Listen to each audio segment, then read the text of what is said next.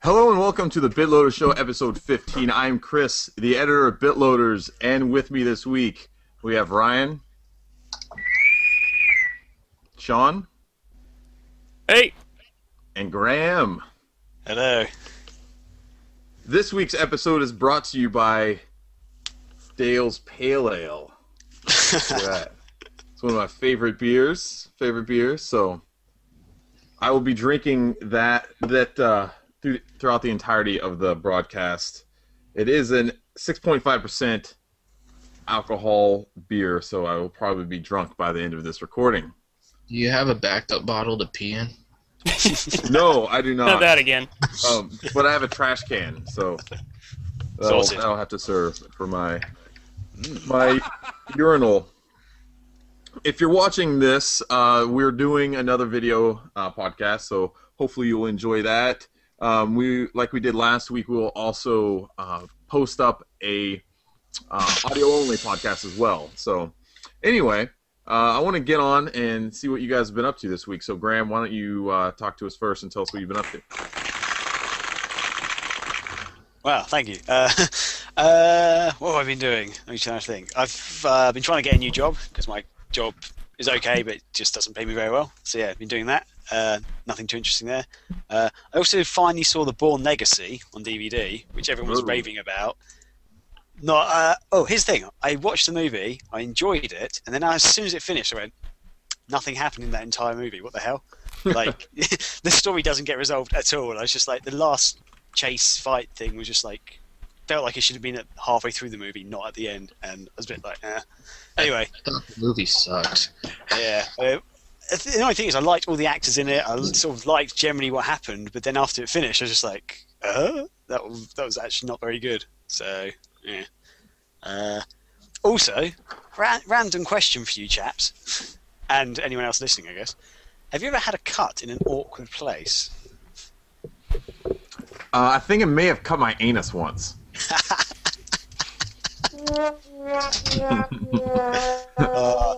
Well, this isn't quite there, but it's in that general area. I managed to get a cut, sort of where the ball sack area meets your leg, like under there, if you know what I'm saying.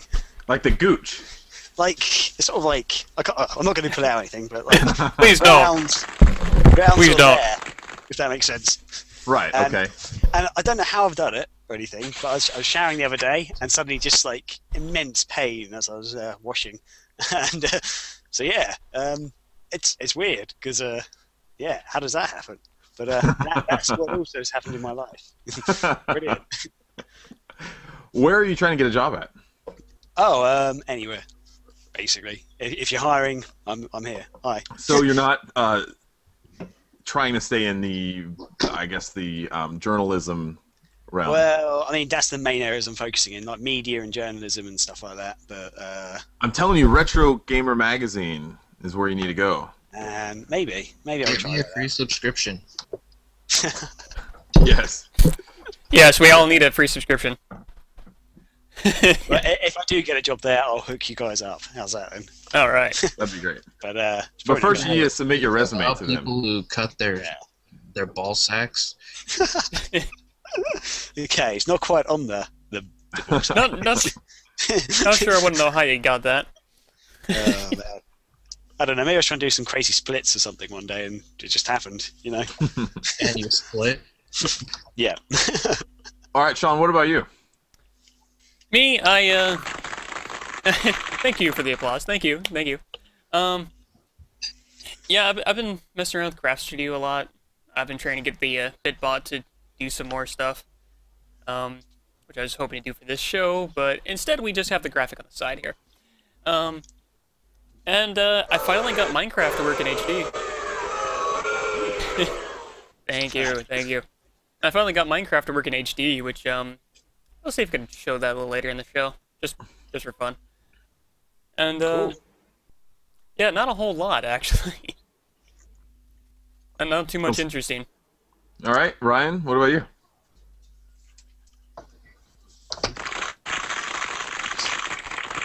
He's doing the jazz hands. Nothing really. Just been going through a whole bunch of stuff, but other than that, been playing A bunch of Far Cry 3. Other than that, that's pretty much it. That's all I wasted my time doing. Now I see why people thought it was racist because of the magical Negro. But other than that, I mean, I want to know how they got away with that. But anyways, other than that, not really too much. Nice. Well, my boss got fired last week, so Holy crap! yeah, that was a little weird, a little awkward. So, Well, how did he get fired? Whoa, what do you mean?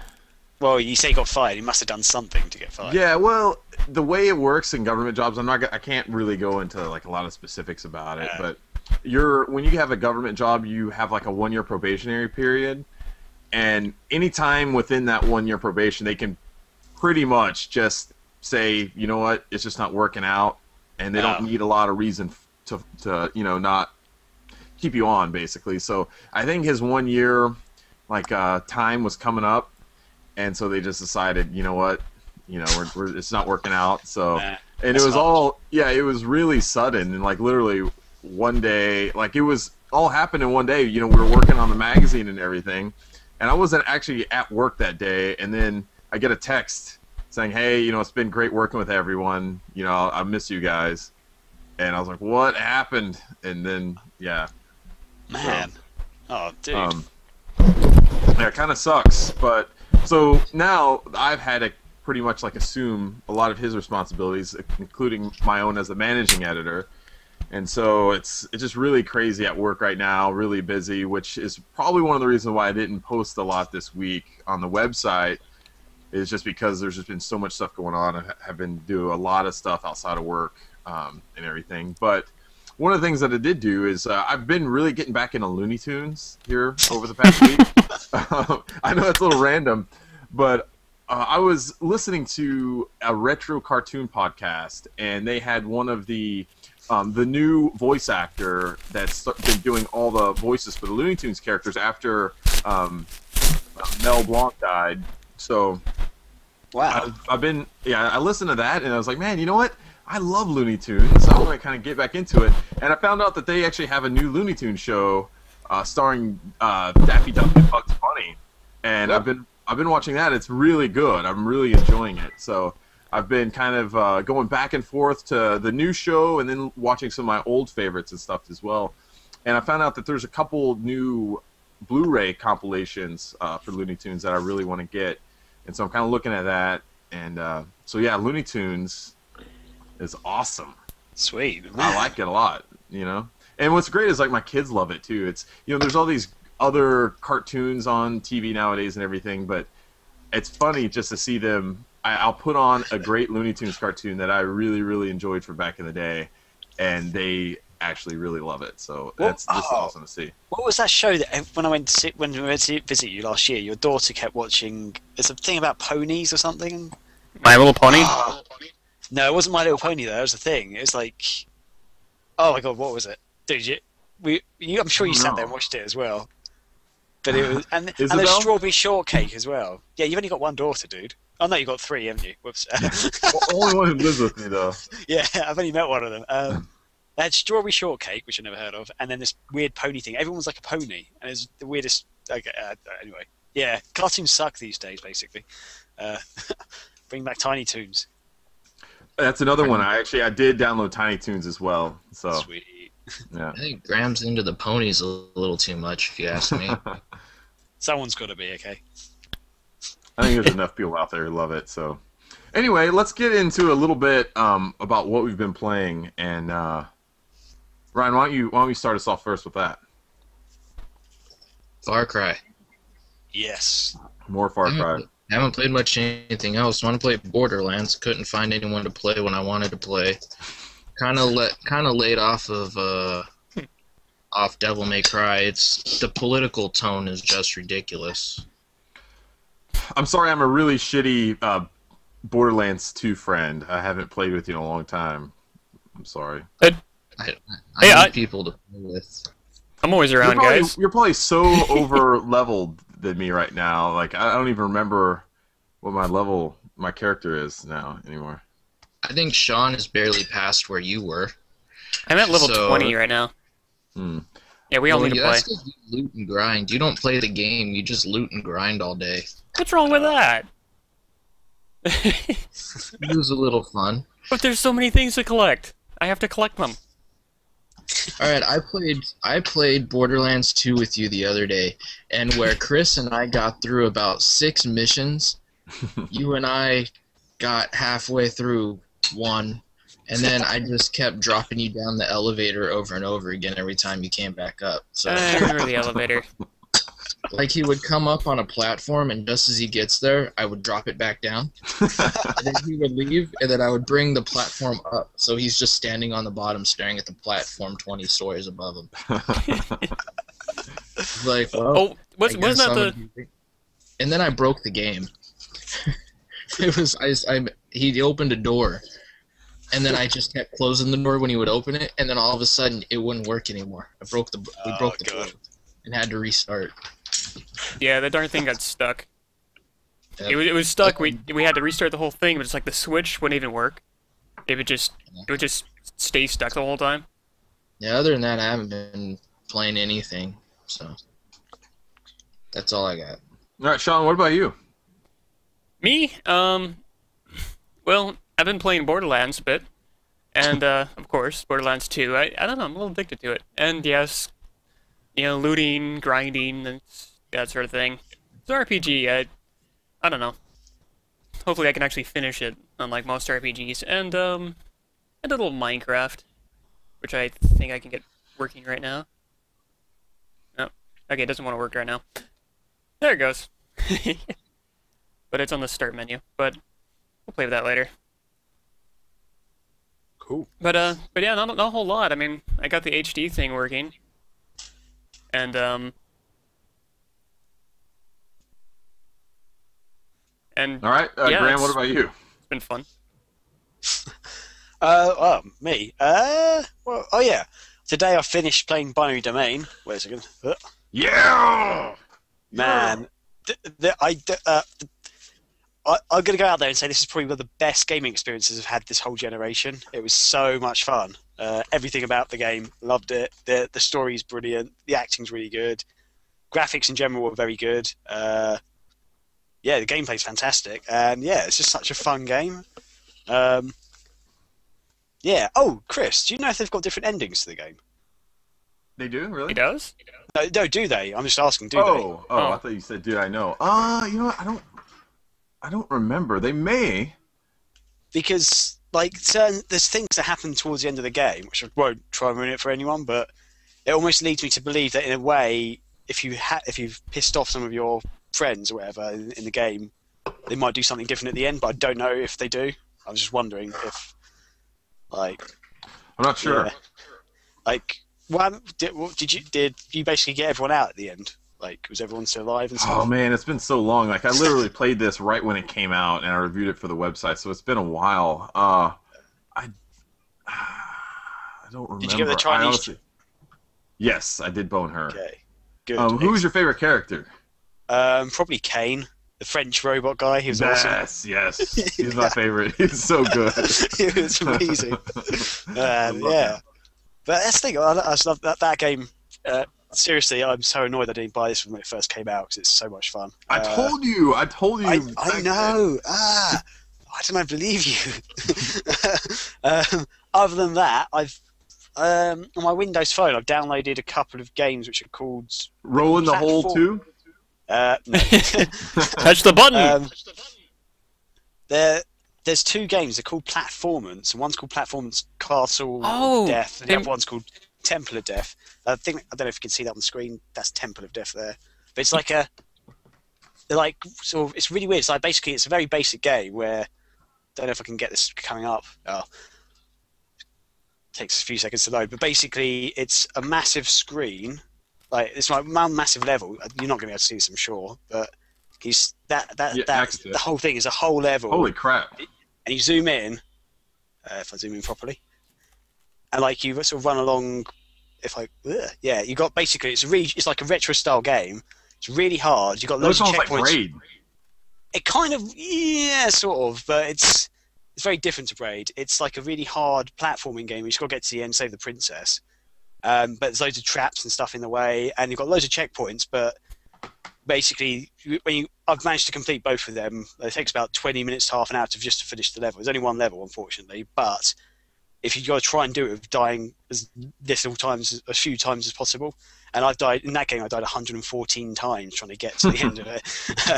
But it's so much fun. It's really good. It's really basic, really retro. So I'm going to try and do a review of it for the website because it's perfect for Bitloaders. So yeah, they're awesome. I think they're on Xbox Live Arcade as well. They are. They originated Good. on Xbox Live indie games, and they're actually on Desuri as well. And they were a part of a few indie bundles, I think.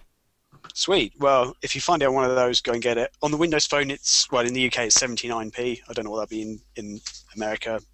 Maybe less than $1. I don't know. I'm assuming. But it's really fun. Really good fun. And, 79 is $1 for us. Sweet. Okay, cool. So, good knowledge. American money around here, Graham. Well, yeah. Anyway, Chris. All right, I'll show you the one game that I've been playing this week, and this is pretty much all I've been playing because like I said before, I haven't had a lot of time to play games, but the few hours that I have had, I've been playing. I don't know if you see it, Dishonored. Ooh. It is such an amazing game. I cannot say enough good things about it. Probably one of the most fun games I've played this generation. I have to say, I've never been a huge fan of like stealth games, like the Splinter Cell games. I've just hated those games. I never liked them. I don't like games that force me into like stealth. In this game, you don't really have to play like that. You can have like a more action-oriented game where you're going and killing people. But if you do that, there's like more rats that will come up. Basically, it's set in like a fictional. It almost looks like a fictional England, like set in like a steampunk setting, and they're undergoing this country's undergoing a big plague, like a rat plague, and they're spreading all these diseases. And so, while you're playing through the game, if you kill people during the game, it will actually increase the rats in the game as well. And if there's like a big, like if you come upon like a big like group of rats, they'll attack you and kill you like really quickly. So you have to be very careful. So the more people you kill, the more rats end up coming into the game. But what I've been trying to do is essentially go through the entire game without killing anyone, which is like really, really hard to do. But thankfully, one of the things you can do is like sneak up behind someone and like grab them and knock them out. Or you can get some sort of sleeping darts and stuff. One of the cool things about it, though, too, is they give you like all these different power-ups. There's like runes and these like bone charms and stuff that you can get that can kind of like alter your play style, and it's just really, really fun. So I'm kind of like really like upgrading my guy in like stealth type things, and you can like see through walls and stuff like that, so you can actually like see where your enemies are like moving towards, or where their vision is at the time. So it really aids you a lot in being able to sneak around and stuff. But it's just a lot of fun. Like I've had so much fun with it so far. Visually, the game, like I love the art style to it. The characters look really, really cool. I'm really enjoying the storyline so far. I'm not terribly too far into the game. I've probably put maybe about 4 to 5 hours into it so far. But I'm really enjoying it, and I can't say enough. I got it. I think I told you guys last week I picked it up for about for $15, and I don't know how much it's going for. You probably could get it now for around $30 if you look around at some of the retail sites and stuff like that. But if you can find it, it is definitely worth it. I mean, this really is worth like a full retail $60. So yeah, go check it out. It's a Bethesda game, so.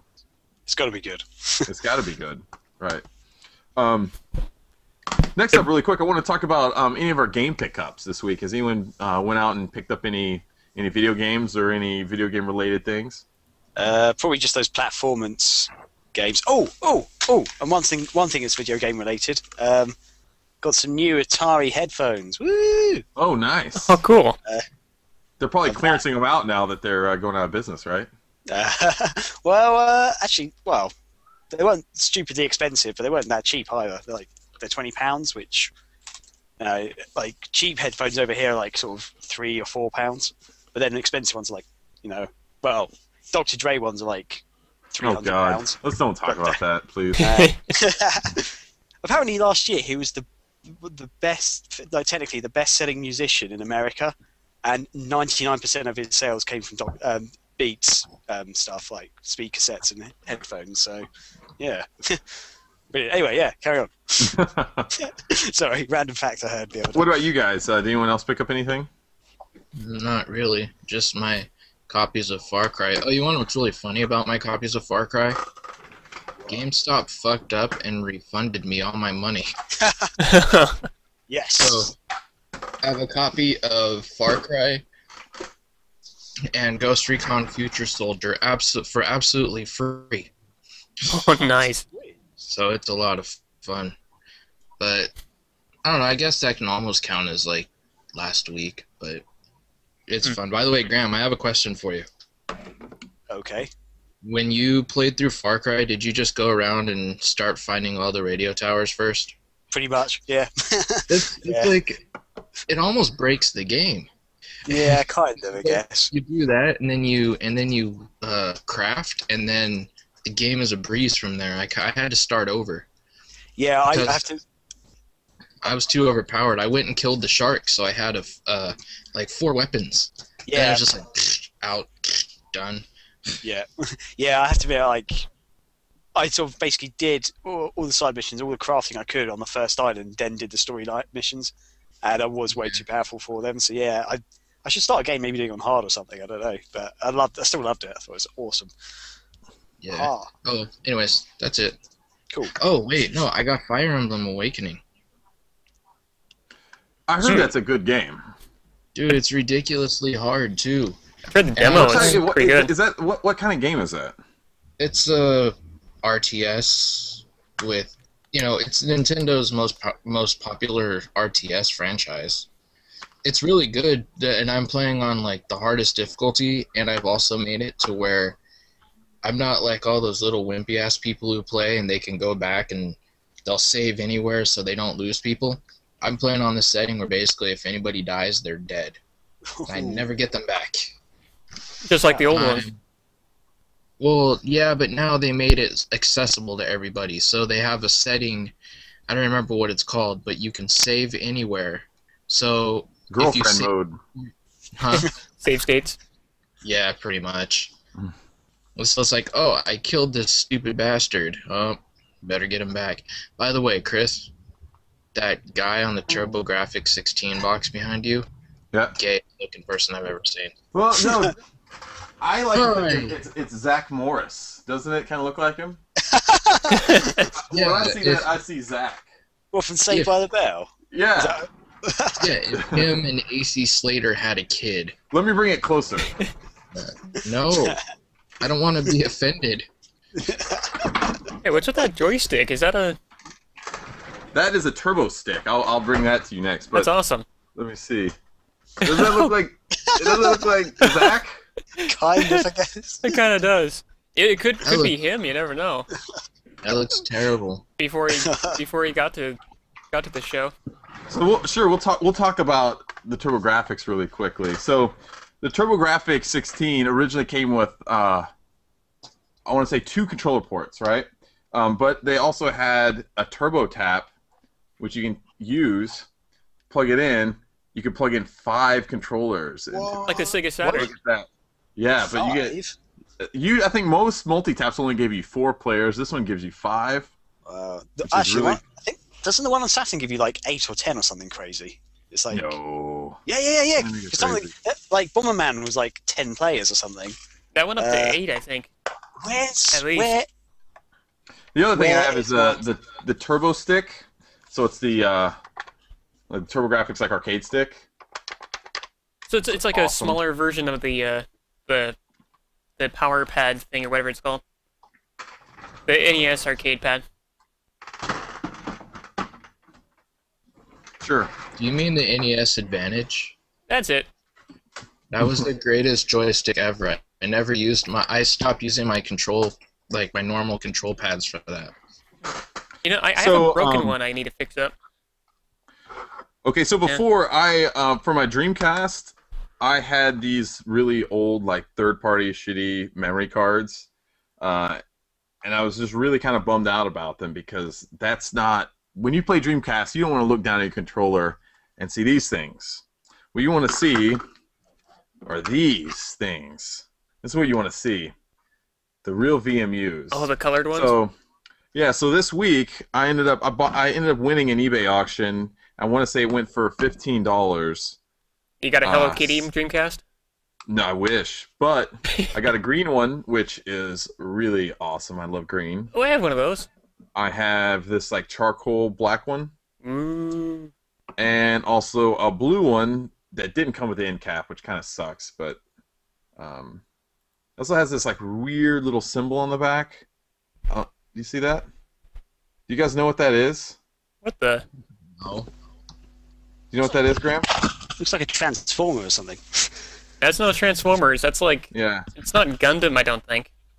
I don't know, but it came on the back. You know what I really want to do, and I haven't done it yet? I need to go in there and take a look at what save files this guy has. That's one of the most fun things that I like to do on VMUs is to see, you know, what people have on them. You know, one of the really unique things about the VMUs, too, that I love so much about them is you could actually take two VMUs and put them together, and then you could trade save files. That was like one of the coolest things about the VMU, aside from being able to play like mini games and stuff on them. But say like Graham, like I went over to your house and you were really far in like Grandia 2, and I just bought the game, and I was like, you know what, I want to just basically take your save file and go home and beat the game really quickly for whatever reason.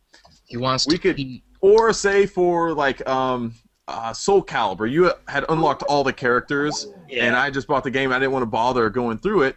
Well, you could take your VMU, I could take my VMU, could put them together and transfer the save files through it, and then I would have it. That is awesome to me. Actually, you could. I was going to add a little bit more. There, you could also trade Sonic Chows, Sonic Adventure Chows, and Power Stone 2 also let you trade items. Man, awesome. You couldn't do it with these piece of shit. Oh, I hate those. Man. I have a dead one that doesn't work. Oh, there is a button on the side right here. Yeah, that's so you could, because they've got 4 memory cards built into it. Yeah, it's a page change. Oh, so you press it and you get basically so basically it's got the memory of 4 in there. I never got those to work past like the first page. I sit there and push it, they wouldn't do shit. I never got them to work.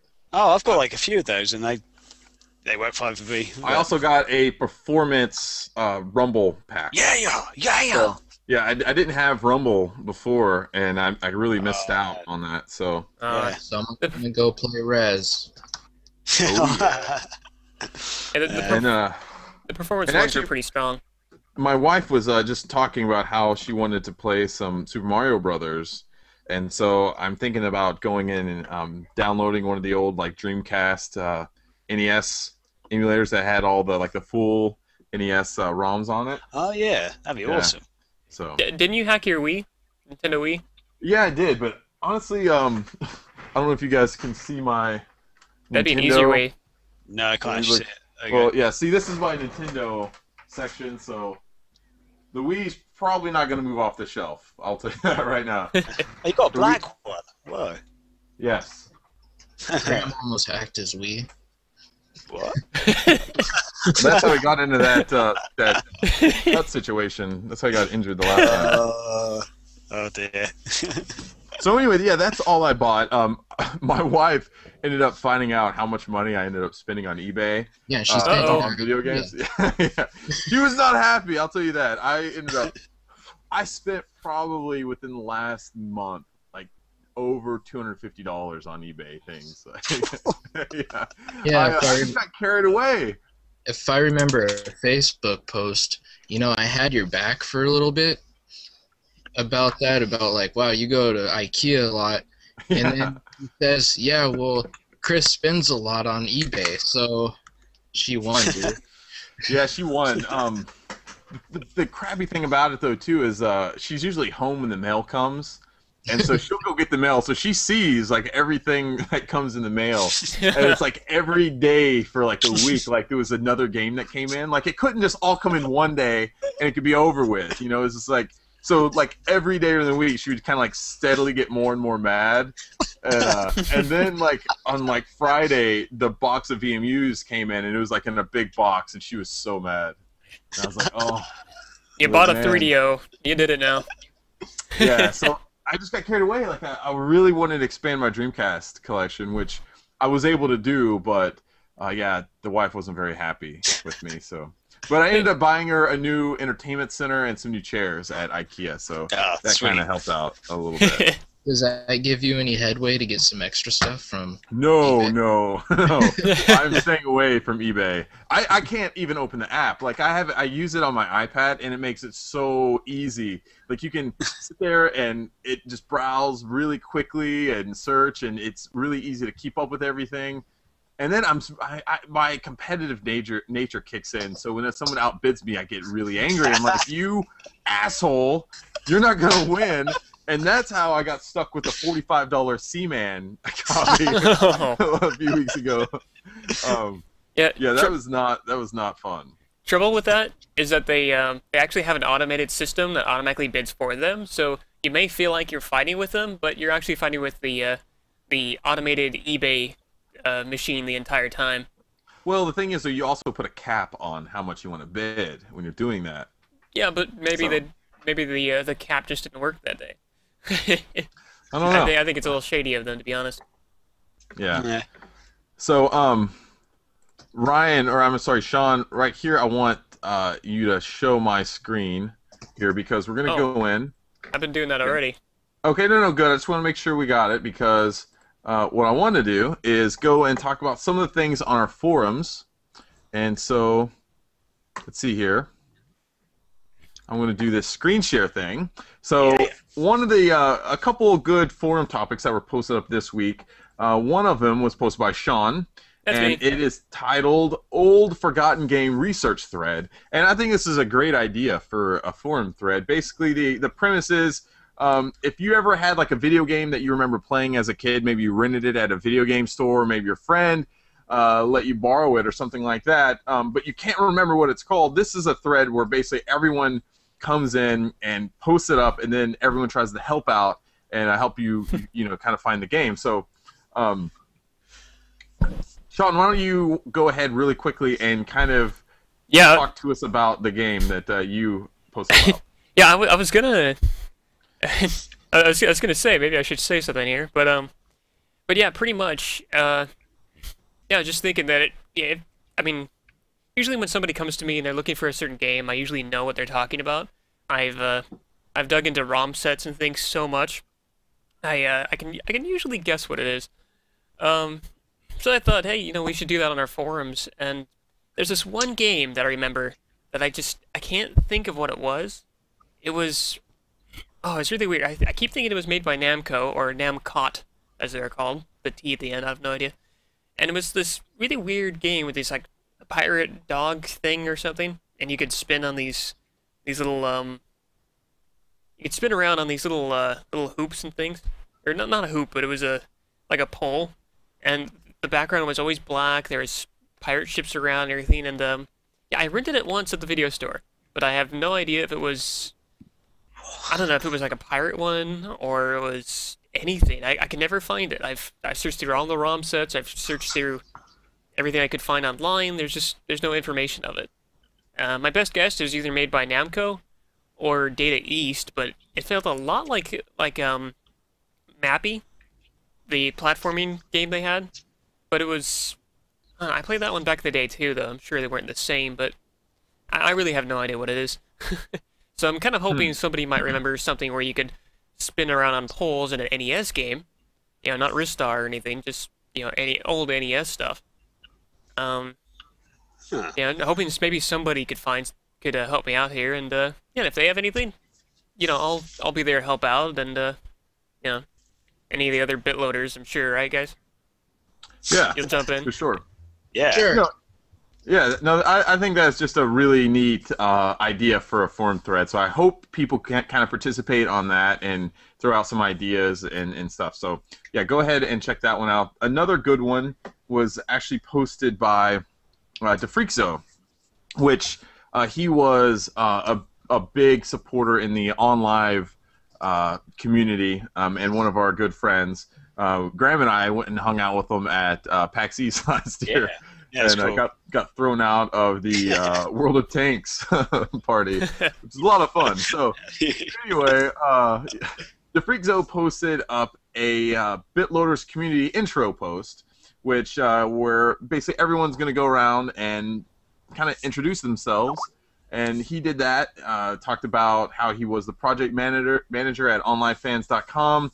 He also has a website called tbreakingp.com, which stands for The Breaking Point.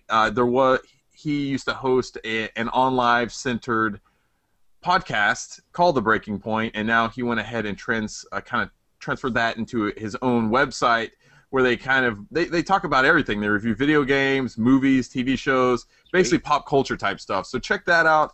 But yeah, DeFreakzo's a good friend of ours, so he got that started. I ended up making it a sticky because I thought it was such a good idea, and I went and posted some information on myself as well.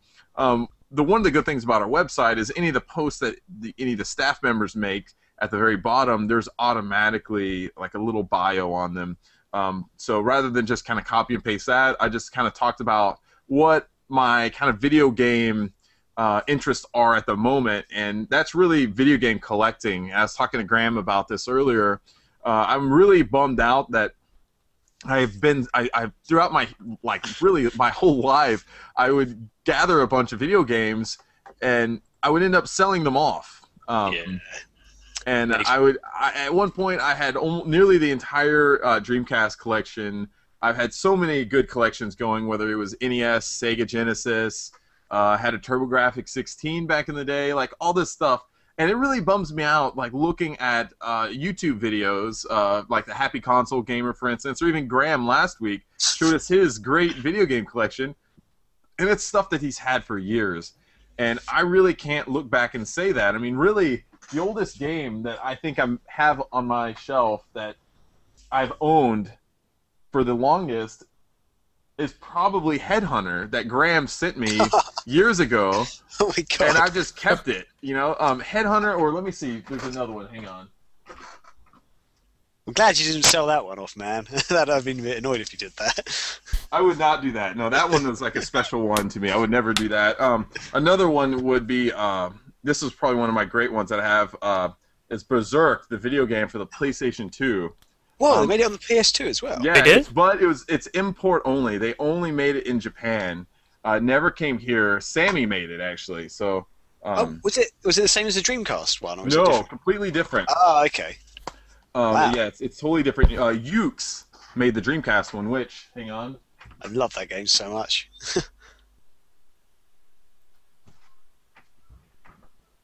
Yeah. So this is the Dreamcast, the Dreamcast one, which is actually a complete side story. It's entirely its own separate story from the manga and the anime. This actually was completely original, so it's really cool. Eidos published it. Let me see. It says such a fun game. I love that game so much. what's weird is it says on here, like, I guess they don't have. I'm pretty sure Ukes developed this game. Yeah, okay. Ozzy, it shows as the developer, but really Ukes was the one who did it. And if you look on the disc itself, it has Ukes, but nowhere, which is kind of a bummer, nowhere on the front does it have Ukes at all on it, which is kind of weird. But anyway, so yeah, with this one, I just want to talk about really quickly. It was really neat. Like back in the day, I used to post on Cheap Ass Gamer a lot back in the day, and one of my, I guess, forum friends on there, he was traveling to Japan, and he asked if anyone wanted him to bring anything back for him or for us, and he was just doing a really nice thing and said, hey, I'm going to go to Akihabara. If you want to get anything, let me know. And I was like, I would love if you would be able to pick up the Berserk PS2 game, because I've been wanting it forever. he was nice enough. He actually got it for me. It was about $50. Yeah, to get. Wow. So it was expensive, but it was in great condition. And the one thing about it, though, I've never been able to play it. I have not played it to this day. Oh, man.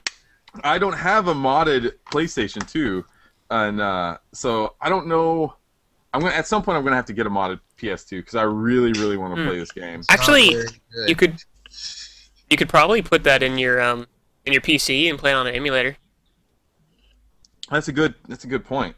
Yeah, because it'll work right off the DVD drive, or should, anyways. I played it back when my friend let me borrow it because I have a modded PS2 for all my music games. It's okay, but it's no Dreamcast game. Yeah, I'd be interested in just checking it out because I'm a huge Berserk fan. Read a lot of the manga. I've watched all the original anime. I can't wait until they start translating because they're coming out with like a 3-part movie in Japan. I want to say the first two movies have been released. The third one's gonna be coming out soon, and they actually have it. They have it scheduled and planned to actually come over to America, and I cannot wait for that. I mean, I have a Berserk tattoo as well, so I really like Berserk. So anyway, I don't even know where I was going with that, but yeah. So what I was saying is, I'm really bummed out that I kind of went back and just sold off all my collection. So I've made a commitment that I am not going to do that anymore. I will not sell another one of my video games again. I'm going to keep collecting. Now I have room in my house where you see I have a huge wall that I can add all my collection. I can display it really well. I'll go show you just from the top down. I have this is like all my consoles. My Sega stuff is on the second shelf. The PlayStation's on the top. Nintendo, and then we have my TurboGrafx stuff right there. So my other stuff is actually hooked up. My Dreamcast is in my living room with my PlayStation 3 and Xbox. And on the other TV right over here, we have an Xbox and my TurboGrafx 16 hooked up. So, yeah, I really want to get into collecting again, and that went on way too long. But so yeah, I don't know. That's kind of where I'm at right now. This was actually supposed to be about the Bitloaders community topic. So anyway, if you're a reader of the website, get involved into the forums. We want to get our forums going. We want to hear from our community members, and we really want to build a community. We want to do that a lot. So what's great about our forums is it's tied in completely with WordPress. So if you create and register on our website, on the forum, or on the main site, on the WordPress blog portion of our website, your account will also work automatically in the forum. So all you have to do is click forums. It will work there as well. You can comment on the site, on any of the stories. You can go into the forums and post up anything you want. Right now, our forums are separated into mostly like indie stuff. So you can go into the indie, and we have it all split up into like the indie and the retro. And the retro stuff is separated by like generations, like bit, like 8-bit, 16-bit, stuff like that. I don't know. There's just lots of stuff to go there. There's lots of forums that people can go and participate in. So we definitely wanted to get that going. So please do that. So anyway, I want to get into some of our topics of the week now and talk about a little bit of the big stuff that's been going around. And I think we lost Ryan. So He'll be back. Oh, yeah, he'll come back. They always come back. Is. There he goes. All right, he joined us. You're back, Ryan. So, okay, our first topic of the week that I want to talk about is the PlayStation event. Sony had that. It's been about, what is it, like 4 days now since the PlayStation event. Wednesday. And, right, so it was Wednesday. It's Sunday now, so it's been a little bit. Lots of people have been talking about this. It's been pretty much the big thing in the video game industry here recently. So I want to see if you guys watched the event, what you thought about it. Did you think Sony lived up to the hype because there was a lot of it? And afterward, what is your view on the next PlayStation? Are you more excited? Are you less excited? Do you plan on getting it at launch?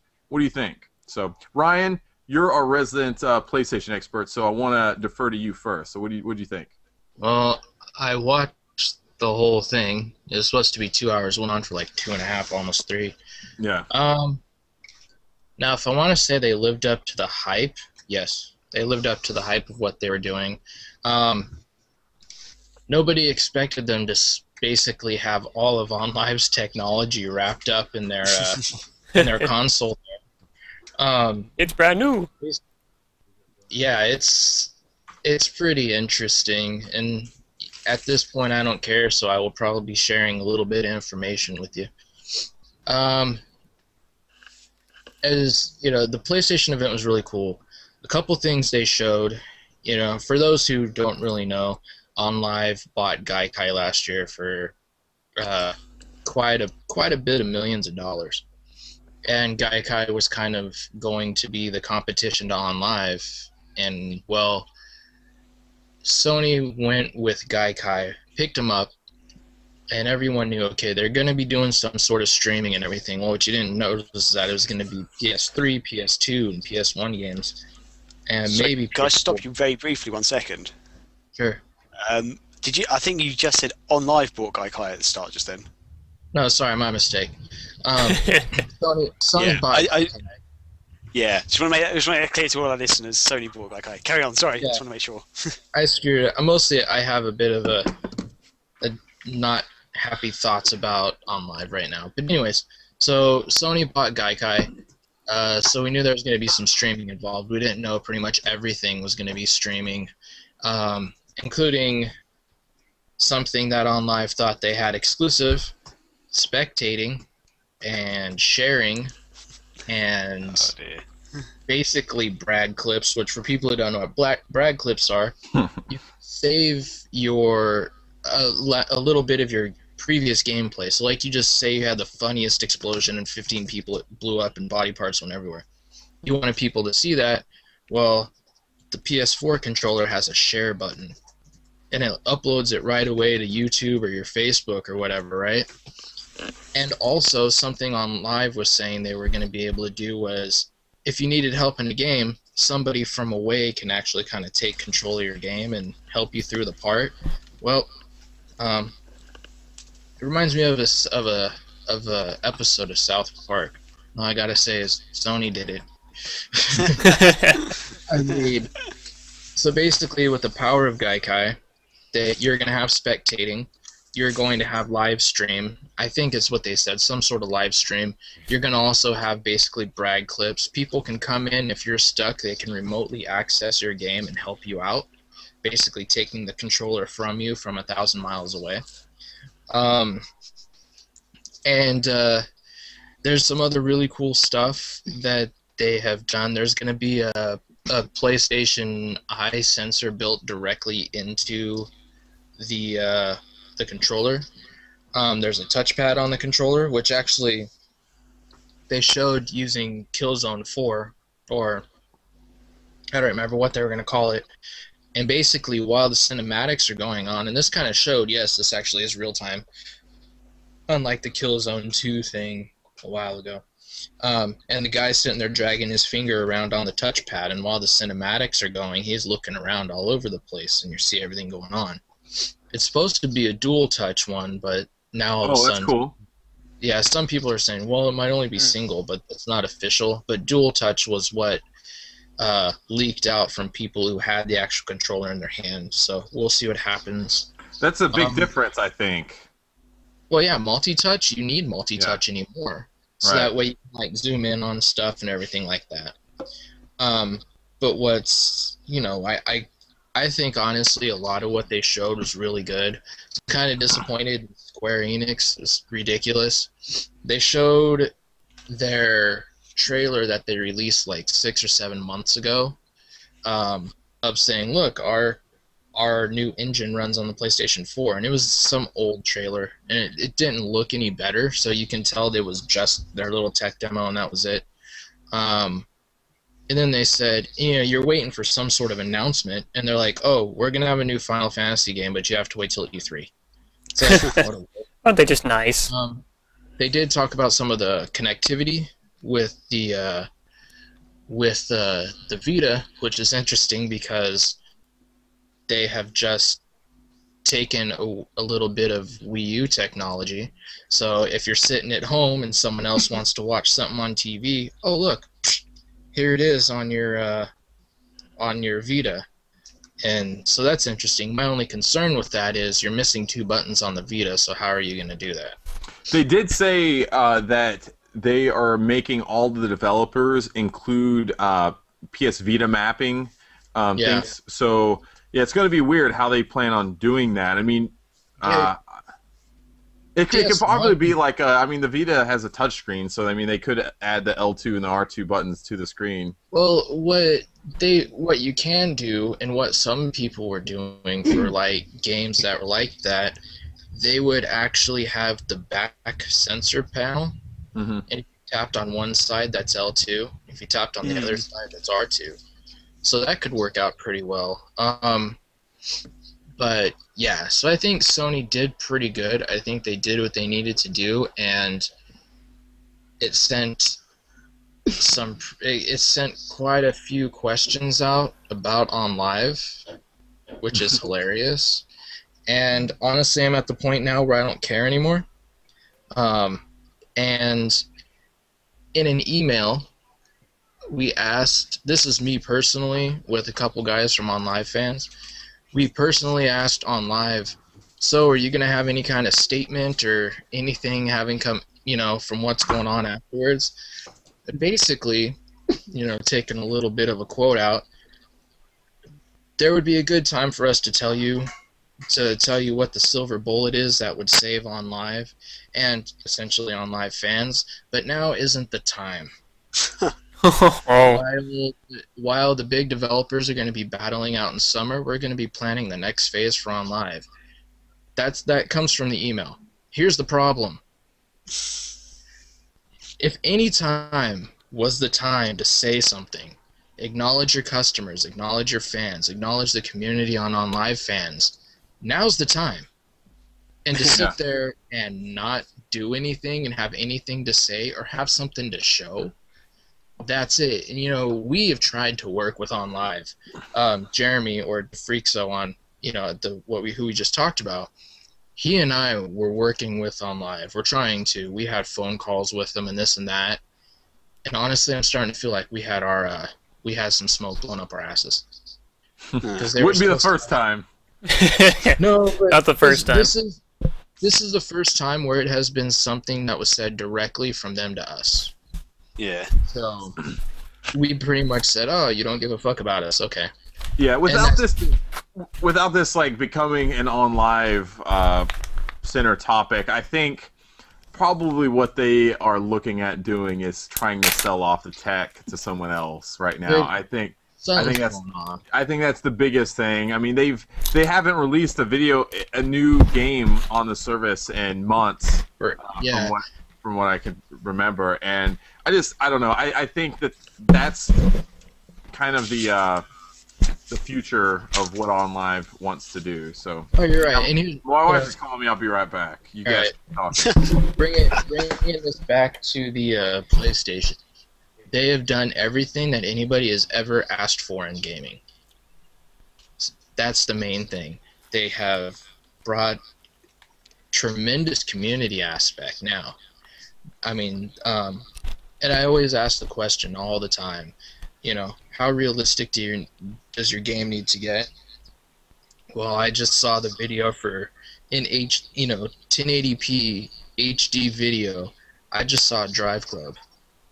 That's going to be hard to beat. I mean, Gran Turismo we're not going to see for another 40 years.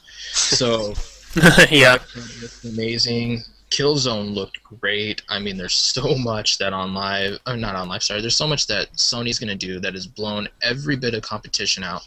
From streaming games from OnLive to some of your connectivity from the Wii U to the social aspect that everybody wishes that the Xbox was going to have, that they said was going to have, isn't there. So really, Sony's got it all locked now. The only complaint for me, and for those who are worried about used games, don't worry about it, you're fine. That's always good. The biggest issue for me is that my stuff that I purchased won't go over to the new PlayStation. Mm. But I understand that because for the most part, you know, why put old tech in new tech? You know, it drives the cost up. So an analyst came out yesterday saying that as the PlayStation 4 is right now, it could very well only cost $300. Oh, that'd be cool. So, yeah, so I'm looking between $300 and $400, and that's a realistic price point for everything that you're getting. So, you know, who's gonna complain? But when it comes down to it, I mean, Microsoft has a lot to do, and I don't think they have the time to do it. They're going to be rolling out updates maybe, but Sony has addressed every problem with the PS3 and came out with all the new stuff, and it's turning a lot of 360 owners away from Microsoft, from the cable box 720 or whatever it's going to be. It'll just be a remote for your TV, and that's it. I mean, we all know that the next Xbox is going to be, you know, they're still focusing on it being a media center and all that bullshit, so why even waste, you know what I mean? It's like Microsoft turned the 360 into a cable box. They're not going to change that up. They're just going to have a more powerful console that's going to play a bunch of FPSs. So they don't have enough exclusives to carry anything, and if they do, if they manage to pick some up, and none of Sony's exclusive makers want to go multi-platform, so what are you going to do? Yeah, Sony has some nice artsy when the stuff PS4 too. runs wild on you, brother.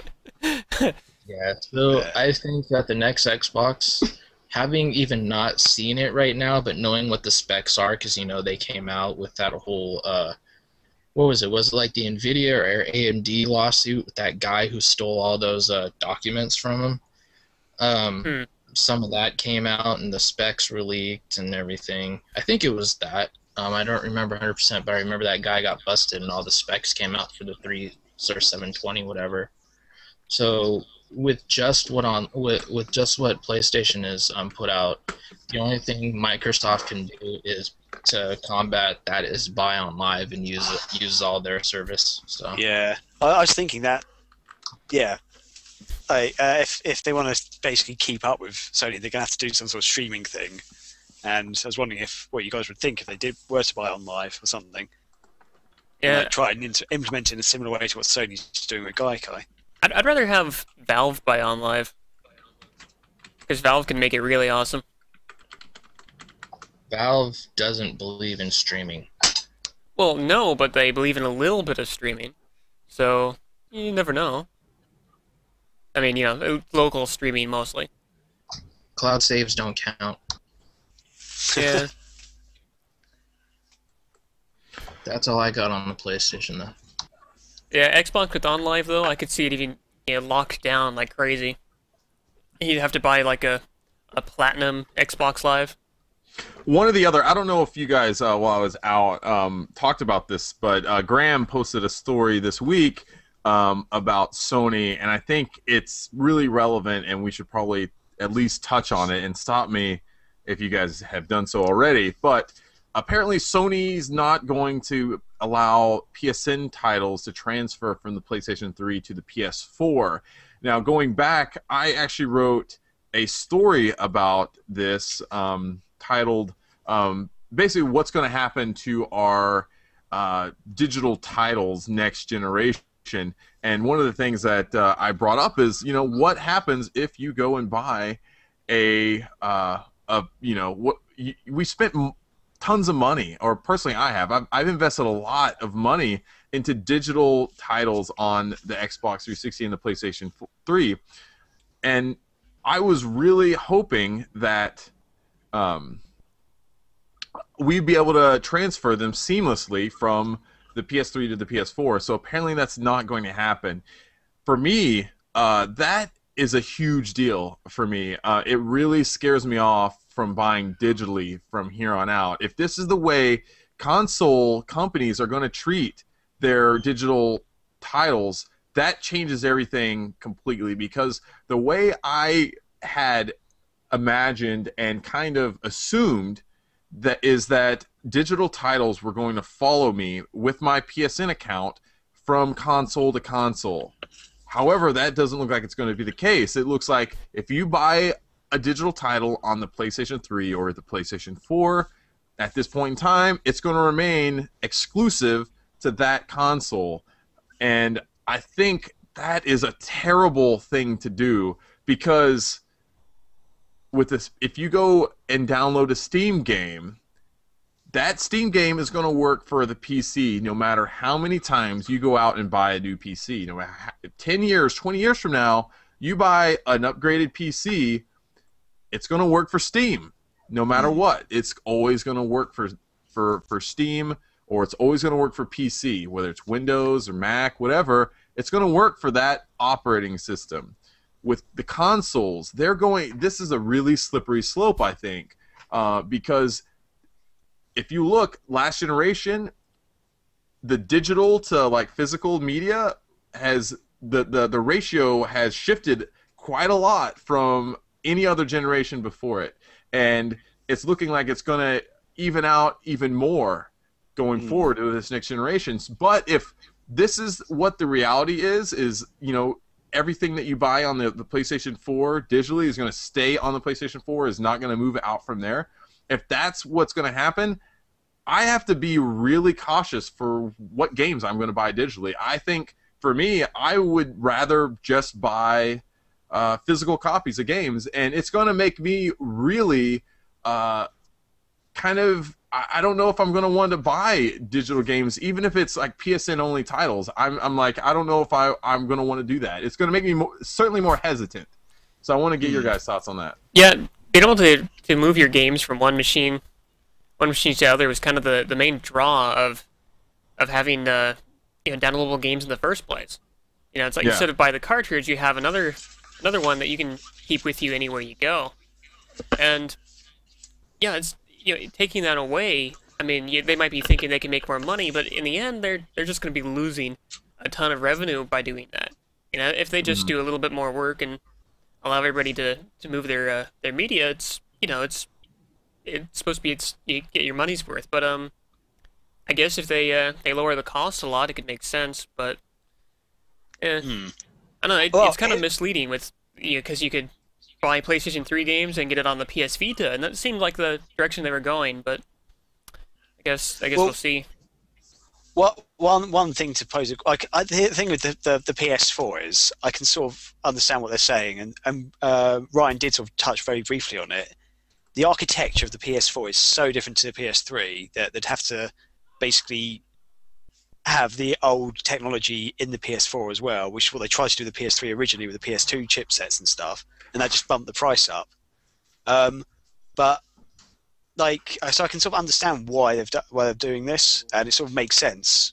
But I was just wondering, with the Xbox, the next Xbox, will they be in the same situation? Because one of the things that they're doing with the PS4 is they're having chipsets that are supposedly very similar to what PCs have, essentially. This is what I've read anyway. They've got is it x86 chipset or something? As far as I'm aware, so it's kind of 32-bit. As far as I'm aware, as far as I'm aware, the Xbox technology's always been also very similarly on PC style hardware. I could be wrong there, but this is what PC fanboys would tell me. Yeah, the Xbox always was very PC-like. Yeah, so I'm assuming Microsoft might be going down those sort of similar chipset route, and potentially they might be able to keep all the Xbox Live Arcade titles going onto the next platform. That's what I'm assuming. I would think they would do that. Yeah, or at least try to. So in that situation, this is. Do you reckon maybe Microsoft might have a slightly upper hand there over the PlayStation 4 in that regard? Well, I would almost agree with that, except when I look at the PlayStation 3 technology compared to the 4, the PlayStation 3 was severely underpowered. They went with the cell processor, which was a huge mistake. Started out, and this is also one thing that gives me hope for the PlayStation 4 even more.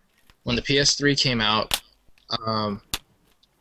they went with the Cell processor, which was horribly underpowered, but they thought it was going to be the next best thing. Developers, if you read a lot of when they first started out, many of them were saying it was a nightmare working with the PlayStation to start off. None of them had ever used the Cell processor before. Yeah. No one ever, they didn't know how it was, and so on. That's part of the reason why the orange box sucked so bad on the PlayStation 3. And the developers from Valve said it was too hard to program for. Now keep in mind, they did really well with the 360, but that was only because the 360 was pretty much a PC anyways. So I think that they have to comply. And I see what you're saying, keeping the technology similar makes it easier to port that over. Yeah. But Sony had to change their technology. Yeah. Because I completely agree. look at what happened when they went with that Cell processor. They had no AA, anti-aliasing. There was none of that. There wasn't a lot of that background power to keep the console running. There was so little power that you couldn't even have simultaneous downloads while you're playing, while you're online or anything like that. Like, it would go, but if you would go on to, say, Netflix, or if you went on to Hulu, or even if you just went in the PlayStation Store, all that stuff would stop. Really? And also, it wouldn't have the power to actually install while, the Xbox, it installs while it downloads. Yeah. And you can be in-game, and it'll install while you're in-game. Yeah. PlayStation 3 didn't even have that power. So it would download, and then it would sit there until you installed it, or if you were a PlayStation Plus member, you could set your console to do that stuff, at like 8 o'clock in the morning if you felt like it or whatever. You had to pay for that?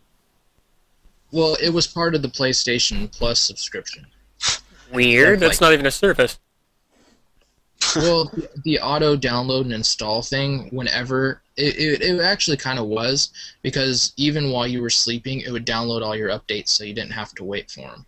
So they had somebody on the other end, ready to tell it to download for you. Yes, they had a small South Korean man who would download it for you.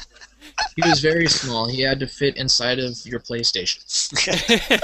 Because that's the only way I can see that as a service. They tried to get the North Koreans to do it, but unfortunately they were too busy doing other things. But there was, and I mean, one reason why the PlayStation 3 didn't have cross chat, it didn't have the power to do it. Yeah. Ah, okay. See, So- I'm not a PlayStation owner, so I don't know any of this stuff. I've heard Well, right, random well- things. You take all of that stuff, and that was the reason, in my mind, why they needed to change 100% of everything. So basically what you're doing is you're not even using an emulator. You kind of have to go back to the very first PlayStation 3, like the 60 gig or 20 gig or whatever, or 40 or whatever it was, and it had 2 different chipsets in it. So you had the PlayStation 3 stuff, and then you had the PlayStation 2 stuff, so you could do the backwards compatibility. And that was where all the emulation was. And they said, well, we'll do software emulation, which came through a download. And then that went on there, and it wasn't always great, and it was kind of buggy. And then when they got rid of all of that, that's when you saw that price drop. Yeah. There was no hardware, there was no extra chipsets, it was just the PS3, and now it's gotten down to where it's at. So the PlayStation 4 had to change. It had to change everything. You need to dump off that Cell processor, go to using basically a highly customized PC setup with ridiculous RAM. And not very many things, not even very many PC gamers use DDR5 RAM. You know what I mean? Yeah. So it's like they're going big right now. So we'll see what happens. Oh yeah, I can completely understand why they've had to change everything. I can also understand that's annoying for PlayStation owners, but I think in the long run, it's for the best for gamers and Sony, really. Yeah, it's good for me. I mean, I'll keep my PS3 around, but I would like to have had it go over. But I understand, and if it keeps that price down, makes me happier. Yeah, I should want to say something to Chris, but he seems to have left his room. Chris, you still there? He's yeah, he must have. He's taking care of the tribe. Yeah. We know his kids. One of his kids is those babies a bit ill today, so I think There he is. he's back. Well, here's what I asked for you, Graham. Since you're a 360 owner, and how does that make you feel? Are you? I mean, I've seen a couple of your Facebook posts, but the real question is, not seen the next Xbox reveal. How do you feel about the PlayStation 4? Would you switch? Would you buy it? I don't know if you saw the thing. From my standpoint, because I've seen a lot of people hearing about the PS, how PSN games aren't transferring across. They're going, "Oh, it's not a day one buy for me." For me personally, because I don't have a PlayStation 3 or a Vita or anything, I'm more tempted to buy it on day one because that PSN transferring thing doesn't mean anything to me. I think the PS4, from what I've seen so far, looks brilliant. As you say, they've pretty much done everything. They've solved all the sort of niggling problems the PS3 had, and it looks fantastic. But because I've always been more of an Xbox fanboy, basically, I am wanting to wait for the Xbox announcement, but I am leaning towards the PlayStation. I mean, I still think the PlayStation 3 and the Vita are fantastic. I just can't afford them. And it's an option between the two, and I went, Xbox. I'm happy with my Xbox. I'm tempted. Well, I would switch to PS4 though if they bring out, like, one thing I keep hearing about the new Xbox, which I don't think has been confirmed yet. They want an always-on internet connection to use it. Right. If that happens, I'm going for the PS4 because the internet where I am isn't good enough, and for some reason our internet keeps going on and off randomly. And basically, I won't be able to use a new Xbox if that happens. It's on random. So I've lost a customer. Right. Yeah, but Right. Okay. Now yeah. After that, after Microsoft reveals, I'm going to ask you again and say, if you take your money right now, which directions it's going to go on? And I hope you have a good answer. Well, I just want to, okay, now Chris is back. I want to pose a question, well, to all of you, really. Because actually, Sean, do you own a PlayStation? I can't remember. No, actually, I have an Xbox. Okay. He downloaded a PlayStation though. I have a PSP, and I've been I have a PSP, and I'd like to get a Vita if the memory stick cost wasn't so horrible. But beyond that, I mostly on the Xbox, but I'm moving back to PC now. I don't think I'm gonna touch the next Xbox or anything. Okay. Anyway, well, this is sort of for all of you, but mainly Chris and Ryan, I guess. With the PlayStation Network sort of Sorry. dude. I was able to show a little bit of that. Okay, the thing about the PlayStation Network, like games not being transferable and stuff like that, I take it it's a bit of an annoyance for you guys. Right. But if you look back to any other generation before this, any generation, okay, I guess actually the PlayStation 2 you could sort of initially play games on, but every other console you couldn't play old games on the new consoles. Right. The Xbox 360 you could do some games via software emulation. PlayStation 3, the initial ones had the PS2 compatibility, except for in Europe because we got screwed over. So basically, is it such a big deal? I mean, you've never really been able to do it properly before. Like, you couldn't play Saturn games on your Dreamcast. You couldn't play. Well, I think. Wait, didn't one of the Nintendo consoles, was it it wasn't the Wii, was it? Was it backwards compatible with the? You could play GameCube on it, actually. Yeah. You could play they GameCube. took that out. Yeah. Okay. Yeah, the original Wii, you could play GameCube. But no one wanted to play GameCube games, though. Hey, F-Zero GX is awesome, man. Well, hell, no one wanted to play Wii games on any type of HD TV either. So That was more Yeah. of a detriment to it. Like, why would you want to play a fucking GameCube game? actually, I thought the GameCube had better games than the Wii did. Actually, Yeah, didn't actually, did the GameCube graphics actually look a little better than the Nintendo Wii did? I think they did. If you some of the games on it look way better than Wii games. Well, Yeah. hold on. I think that the Wii games the GameCube games looked better because they were meant for a standard television. You know, just SD TV CRT, and the Wii should, in the era of HD TVs, should have been HD compatible. So you know what I mean? So if you take it for their generations, the GameCube totally rocked it, because even if you put a Wii on an SD TV for some reason, you knew what it should be doing, and it wasn't doing it. You know what I mean? Yeah. Okay, that's fair.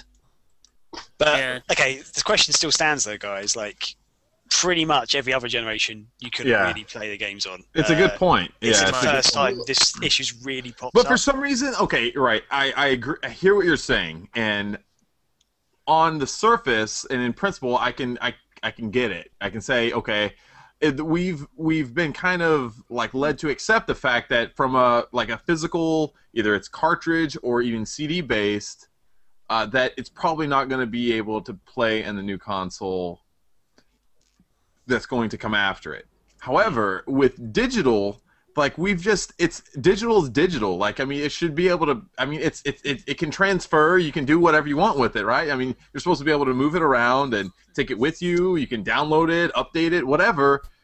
And so, like, that's just one of the great things that has always been like a primary thing about digital games or digital anything really, is like you can kind of do anything with it, and it's supposed to have this like sense of like, you know, it can adapt to all these different things, and so that's one of the things that I assumed, and I don't know if it's my own fault for doing this, or if like many other gamers out there did it, but I just assumed that it was going to like carry over, and it was just going to always be with me if I wanted to. Say I purchased Hell Yeah, the Arcado Studios Sega published game, which is great, might I add. But anyway, so I downloaded that on my PlayStation 3.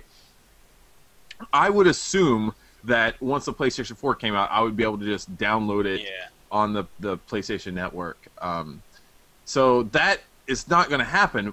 But what's going to be a really sticky point is, how long is Sony? If the fact that Sony's not going to allow PSN titles to transfer over to the PS4, how long are they going to keep those games available to download? Like, say I end up deleting Hell Yeah from my PlayStation 3, and 10 years from now, I decide to hook up my PlayStation 3 and see what I can download for it. Am I going to be able to download Hell Yeah from Sony's online store? Probably not. Here's kind of my thing about this. The problem with backwards compatibility, and you know, it's going to sound weird saying it, but I think if anyone's going to get it, you guys are going to understand what I'm saying. The problem with backwards compatibility is that it's there. It's that we have been shown that backwards compatibility can happen, because if you remember, the PS2 was the first backwards compatible system. Because you're able to play PS1 games on it, right? And then I would argue that it would be the Sega Genesis. Oh, you had the cartridge thing, didn't you? That you could. Yeah, but Oh yeah, the Master System. It's semantics, but it was the power-based converter. But okay, No, I'm sorry. Yeah, I have one of those, Okay. actually. Okay, fine. Here, let me put it this way. Out of the box. I'm being stupid, but right, okay, I'll give you that. Yes. Okay, something that other people in the world have used outside of us three, or maybe four. Right. Us four, yeah. But for the masses, the PlayStation 2 showed that backwards compatibility can happen. Yeah. You're right. That's the problem with backwards compatibility. We have seen that we can do it. PC gamers have kind of always known they can do that, but that's just an upgrade.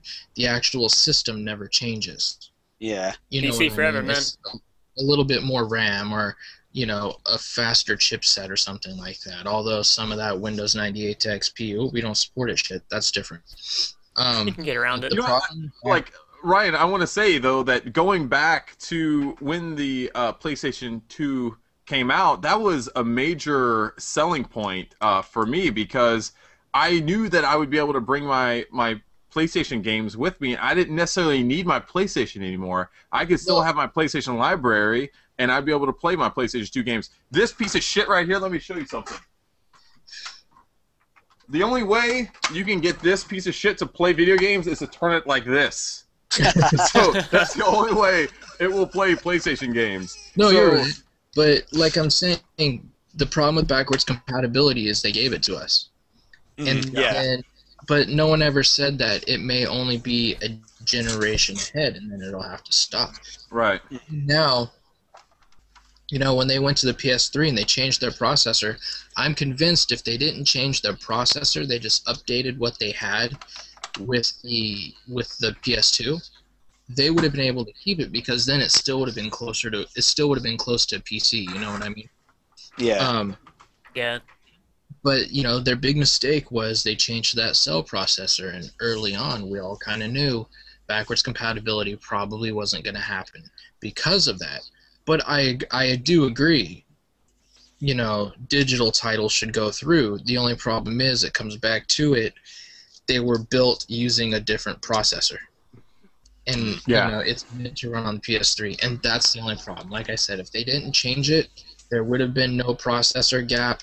We would still be playing everything. Having said that, and I know what you're talking about with the digital and everything, they're also not confirming yes or no that later on your titles may be able to stream to the PS4.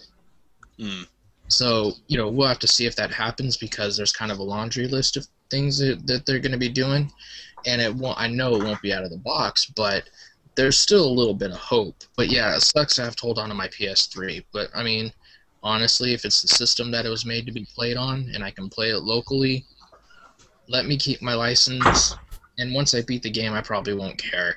But if just let me keep my license at least until I beat the game, and then whatever. But I understand where your problem is because it's my problem too. Yeah, and that's the thing is, like, will I go back to majority of those games and ever really play them? Probably not. It's just the fact that now, knowing that when I buy a game, knowing that I will not be able to carry it onward to, like, other systems, it's going to give me a second thought. Now, I'll say this. Will it keep me from buying a game that I'm really looking forward to playing and I'm really excited to do it? No. I will buy it. I will buy it and I will play it. I will beat it and I will enjoy it. But at the same time, I will do that and I'll spend my money, which from the publisher and developer standpoint, that's all they care about.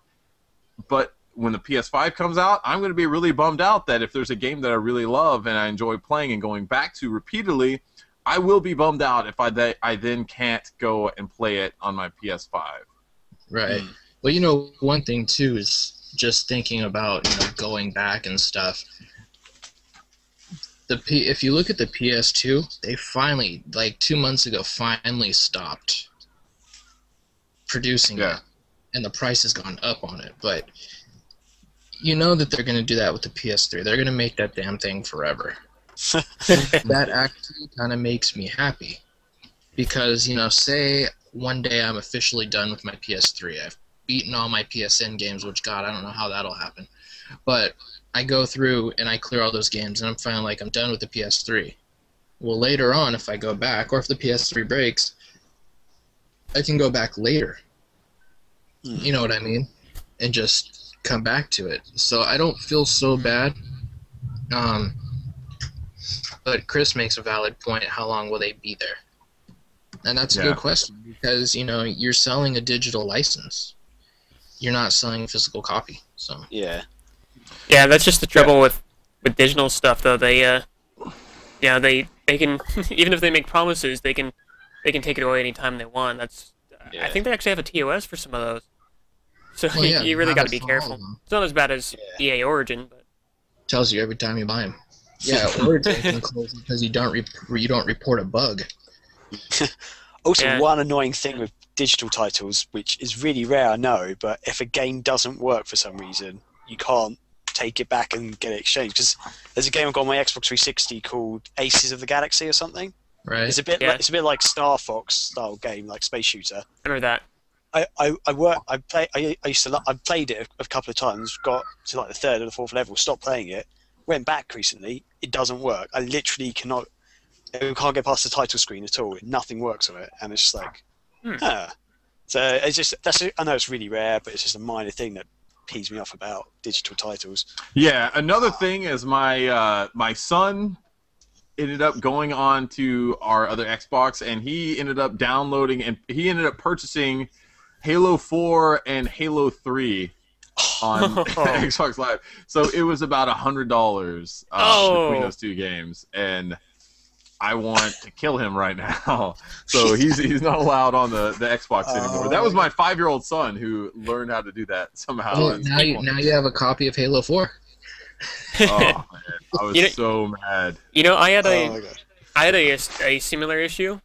I actually had my my Xbox set up once, and my dad, of all people, was I think he was playing a demo, and he just decided to buy Space Invaders. What was it? Generation something. You know, it's just like, hey, try the demo or something, and then he starts spending all my money. So I thought that was part of the game. Well, no. You hear about that one guy whose dog racked up $2,000? Is that possible? I think, yeah, I'll have to find the article, but I think it was like $2,000 or something. But his dog was like gnawing on the controller. Oh.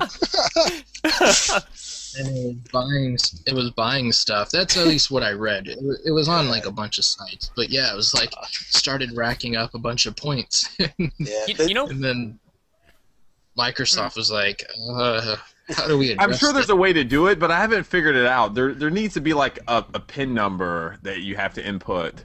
there's a way to do it on the Xbox, but it's not very effective. Parents thing. Yeah. Yeah, it kind of blocks out everything else too. In the UK, there was a news article that actually made the national press. Some kid like wrapped up like it's like either £2,000 or £3,000 worth of Xbox Live purchases, like because this kid just kept because his mum put in the credit card number or something, and then the kid just kept buying stuff, and she got this massive bill, and she's trying to sue Microsoft, and they were like, no refunds. Basically, why did you let your kid just like use it basically like that? Because this kid was like really young or something. Huh. I don't know, but yeah, stakes that was wrong. Yeah, in that story. It was 5,000 points, totaling $62.50. So it was 5,000 points, not dollars. But still, yeah, the dog. Looking at the story, the dog chews on the Xbox and starts spitting money. You know, there's one system that's I don't think has ever actually had that problem before. The Valve Steam, the Steam system. It's Oh, okay. Yeah, I don't think anyone's actually made a mistake and just kept buying stuff on that. I know there's a few games you could probably do that now, but I mean, you can never just push the button. Huh? If you save your information and, you know, a little kid or cousin or something like that starts looking at games thinking, oh, I like it, they could just start clicking buy. You don't have to use your password if you save your information. No, I always just use mine, and it does that in big picture too. So mine doesn't use my password. It's just set to go straight in. Yeah, actually, so is mine. I think last time I Really? purchased something, I didn't have to type anything in. I just literally went, yeah, I want that. I'll do it. Well, at least the Right. dog can't Okay. chew on your controller and then No, buy something. It still takes a Cats click. like sit on laptops and stuff, so Add to cart, add to cart, add to cart. Layaway. Oh no. Anyways. Yeah, imagine a cat with a touchscreen though. You know, That could be bad. So that's why the buy button moves around. I think it's gonna do it for us. I think. yeah. I Yeah, think it's about time to wrap this stuff up. time to wrap it up. Yeah, it's going on a Maybe we little can bit talk long. about aliens next week. Yeah, let's. Yeah, we had planned to talk about aliens, colonial marines, but we went on way too long on the Sony, the PlayStation kind of went on to all these other topics. So we'll talk about aliens, colonial marines next week. But I do want to say really quickly that if you want to send questions or feedback about the podcast, send it to bitloaders@gmail.com. You can send us questions, you can send us feedback, you can send us ideas, whatever you want. You could either do that, you can send us the email address, or you can go, there's actually a forum on our website as well for the Bitloaders Show. You can post up either questions or topics there. Just give us feedback. We're interested to hearing from our listeners all the time. Our podcast, you can find it on iTunes. You can find it on Stitcher. We need to send it onto the Windows platform as well. I was kind of missing it. It's actually Xbox Music now. Oh yeah, Xbox Music. Zune is no more. That's a thing. It's Xbox Music. Yeah. When Oh. I had my Lumia 920 before I broke it, I was kind of missing the fact that we didn't have the Bitloaders Show on there, so we need to get it on there. And I want to say, well, Android doesn't have a podcast like store. That's what's weird. Android is the one that doesn't have like its own dedicated podcast thing. No, you got to access everyone else's, but that's kind of the beauty of Android. You don't have to. You're not tied to anything. I would appreciate just being able to go to like an Android podcast section and just look at all the video game, like categories and stuff, and seeing what's there. That like a Google Play podcast section. Yeah, exactly. Yeah, I would appreciate that. So hopefully might do they'll that get later. that going. Hopefully they will. So follow us on Twitter. It's @Bitloaders. Our website, of course, bitloaders.com. You can find me on Twitter @AirForceWriter. Ryan is Nico408. Sean is Shadow1W2, and Graham is @GrahamCookson. Word. Yeah. Yeah. That is going to do it for us. This was the Bitloaders Show episode 15, and we hope you guys have a good week. See you Cheerio, later. chaps. Take it easy. See ya.